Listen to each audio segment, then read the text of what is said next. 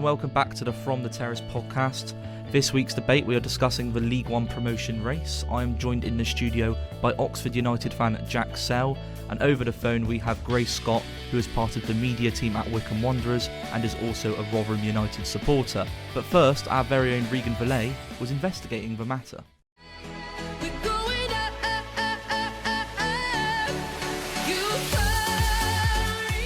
The League One promotion race is tied to the most this season. 9 points separate top of the table Rotherham and 8th place Oxford, who sit 2 places outside the playoffs. Big clubs such as Ipswich, Portsmouth and Sunderland are also in the mix to reach the Championship at the end of the season. George Ellick, for the Not the Top 20 podcast, explains why there's been no runaway leader.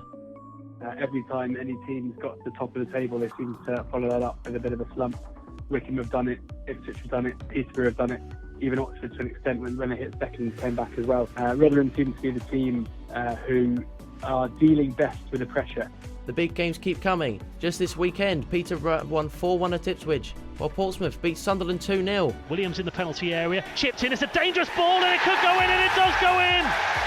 And it's volleyed in from James Bolton, who's got his second goal for Pompey from 4 yards out. What a massive goal could that be? Nick Harris, commentator with BBC Oxford, says the race is too close to call. Oxford is a prime example. It's starting to slip down the table a little bit, but one win and they could be right back up there. It's very, very close indeed. Very, very evenly matched sides as well. I mean, the Rotherham, I thought, looked a very good side. It's very, very open. Peterborough seemed to be coming back to form. They looked a good side at the beginning of the season, Peterborough.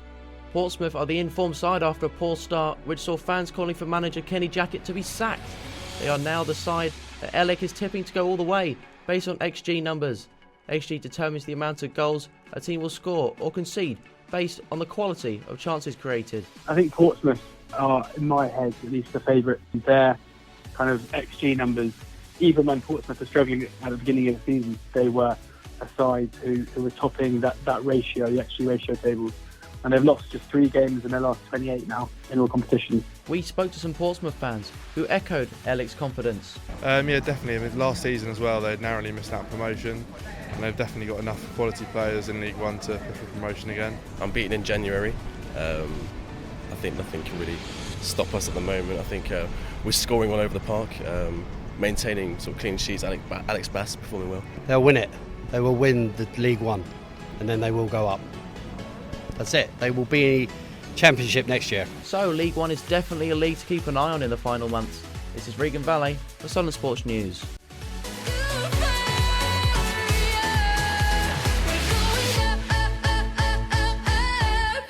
So let's discuss this matter with Grace and Jack then. George Ellick has just told us, from the Not the Top 20 podcast, has just told us his favourite still, due to expected goals, are Portsmouth.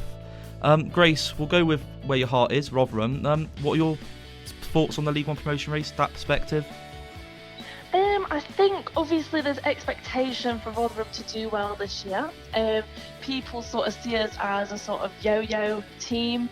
I think obviously we've got one of the lowest budgets in the Championship but the highest in League One, so the pressure is there, similar to the likes of Portsmouth and Sunderland.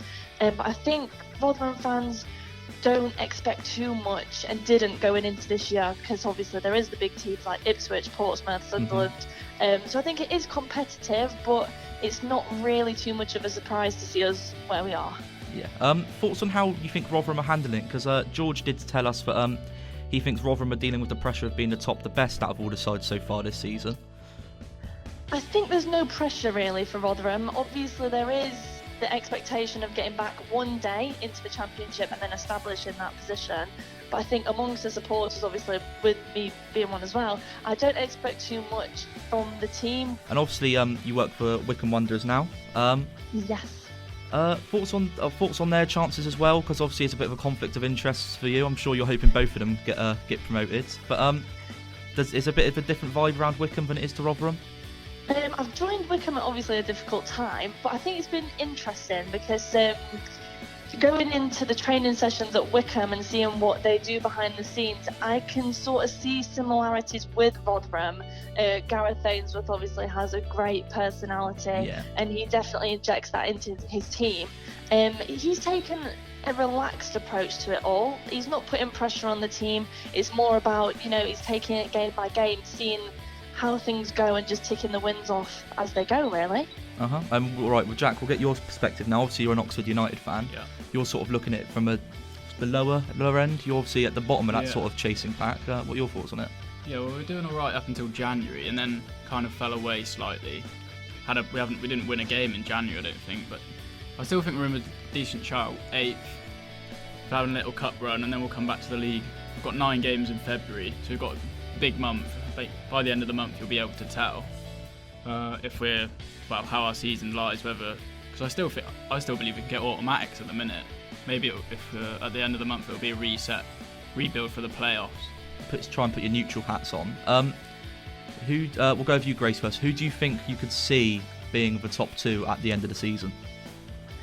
I think personally, Rotherham will be able to hold on to the top spot, and I only think that because there is the teams like, I think maybe Portsmouth or a surprise package. I think they've got the games in hand. They can be using them to pile pressure on the top teams at the moment. So I reckon Portsmouth might be able to edge Rotherham into the top spot. Cool. Seems like a pretty popular choice, that one. Jack, you?